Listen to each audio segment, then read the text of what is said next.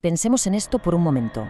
Una marca en la piel, un patrón único de dientes. Durante décadas esto se ha considerado una prueba irrefutable, casi como una firma que un asesino deja en su obra. Pero, ¿y si esa firma en realidad fuera ilegible?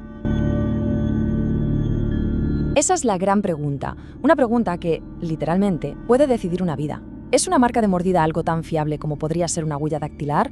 ¿O es más bien una interpretación, algo subjetivo, pero con el poder de enviar a una persona a la cárcel? O, peor aún, a la silla eléctrica. Y nuestra historia arranca precisamente aquí, con los documentos del juicio de 1979 contra Ted Bundy. En un caso donde había muy pocas pruebas físicas, los fiscales se aferraron a algo bastante insólito, una marca de mordida. Y ojo, no era solo una pieza más del puzzle, no. Era la pieza clave que acabaría condenando a uno de los asesinos en serie más famosos de la historia de Estados Unidos. Para entender por qué esta prueba tuvo tantísimo peso, primero tenemos que meternos de lleno en la idea que la sostiene, esa promesa de una especie de huella dactilar dental, una marca que se suponía tan única como la yema de nuestros dedos.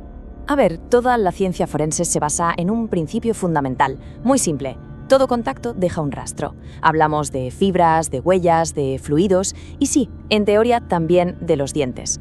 Y es aquí donde entra en juego la odontología forense, que parte de una teoría que, la verdad, es muy atractiva. No existen dos dentaduras idénticas en el mundo. Se supone que la forma, el tamaño, las pequeñas imperfecciones que todos tenemos, todo eso crea un patrón tan único que, al morder, es como si dejáramos una firma inconfundible. Y fue precisamente esa teoría la que se puso a prueba de la forma más dura imaginable, en uno de los crímenes más atroces de la época, los asesinatos de la hermandad Chi Omega. Estamos en la madrugada del 15 de enero de 1978. La casa de la hermandad Chi Omega se convierte en el escenario de una auténtica pesadilla. En menos de una hora, un intruso ataca de forma brutal a 4 mujeres y asesina a 2 de ellas, a Margaret Bowman y a Lisa Levy. Cuando llega la policía se encuentra con una escena caótica, sin huellas claras, sin el arma del crimen. Vamos, que parecía un callejón sin salida. Pero en medio de todo ese horror había una pista. Y este fue el punto de inflexión. En el cuerpo de Lisa Levy, el asesino dejó algo así como su tarjeta de visita. El informe judicial es escalofriante, pero muy claro. Dice, el atacante mordió a Lisa Levy con la intensidad suficiente para dejar marcas de mordido humana. De repente la policía ya no tenía solo una pista, no, tenía un vínculo físico directo con el culpable. La tarea que tenían por delante era monumental, encontrar al monstruo cuya mordida encajara con aquella marca. La caza, por fin, había comenzado. El proceso de análisis sobre el papel parecía muy riguroso. Primero se fotografía la marca junto a una regla, para no perder la escala. Después se recogen muestras de saliva, con la esperanza de encontrar ADN. Luego se crean moldes de la herida para capturar cada detalle en 3 dimensiones. Y finalmente, el último paso, comparar todo eso con la dentadura de un sospechoso. ¿Y qué buscan los expertos? Pues buscan imperfecciones, dientes rotados, espacios, alguna fractura, cualquier cosa que haga que una sonrisa sea única. Y claro, cuando examinaron a Ted Bundy, encontraron algo que les dejó helados. Sus dientes inferiores estaban muy, pero que muy desalineados, formando un patrón totalmente irregular, caótico, un patrón que, según los expertos, coincidía de una forma asombrosa con la marca que había en la piel de la víctima. Con esta prueba como absoluta pieza central de la acusación, el caso llegó a juicio. Y no fue un juicio cualquiera. Se convirtió en un espectáculo nacional sin precedentes, que no solo iba a sellar el destino de Bundy.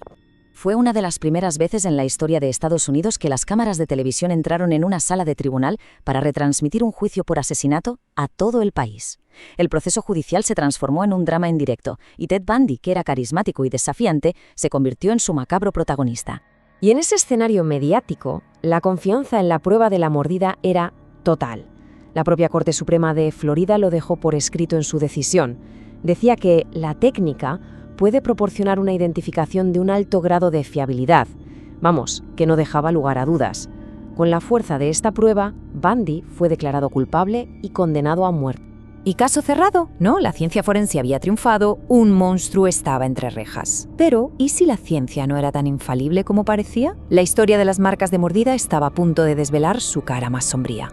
Porque un alto grado de fiabilidad no es lo mismo que una certeza absoluta, y en el sistema de justicia, esa pequeña, minúscula diferencia puede destrozar vidas inocentes. Y estos rostros son la otra cara de la moneda. Ray Crowne, por ejemplo, pasó 10 años en prisión por una marca de mordida hasta que el ADN lo exoneró. Roy Brown, 15 años. Levon Brooks, 16. Todos ellos fueron condenados por la misma ciencia infalible que sentenció a Bundy. Y todos ellos eran inocentes. Todo esto nos obliga a enfrentarnos a un legado muy conflictivo. ¿Cómo es posible que una misma técnica sea a la vez un instrumento para hacer justicia y, al mismo tiempo, una fuente de errores catastróficos? El dilema es este. Por un lado tenemos la promesa, esa idea tan potente de una huella dactilar dental perfecta. Pero por otro lado está la cruda realidad del problema, la piel humana. La piel no es como un molde de cera, es tejido vivo, elástico. Se hincha, se cura, se deforma. La marca cambia con el tiempo. Y eso hace que cualquier comparación sea, como poco, muy problemática. Es que, de hecho, hasta los propios expertos admiten esta incertidumbre. Solo hay que ver sus propias guías. Hablan de posible mordedor, mordedor probable. Es un lenguaje lleno de matices, de dudas. Entonces, la pregunta es, ¿cómo es posible que algo tan subjetivo se presentara en el juicio de Bundy con una certeza que parecía casi matemática? Y aquí está la gran paradoja, es una espada de doble filo. Por un lado, es la herramienta que ayudó a condenar a un monstruo, pero por otro, es el arma que ha encarcelado a personas inocentes. Y la pregunta es dura, ¿qué pesa más? ¿La captura de un culpable o la condena de un inocente? Al final, toda esta historia de las marcas de mordida nos deja con una pregunta muy inquietante, que va mucho más allá de la ciencia. Cuando nos enfrentamos a un monstruo, ¿cuánta duda es razonable permitirnos? ¿Y quién paga el precio si nos equivocamos?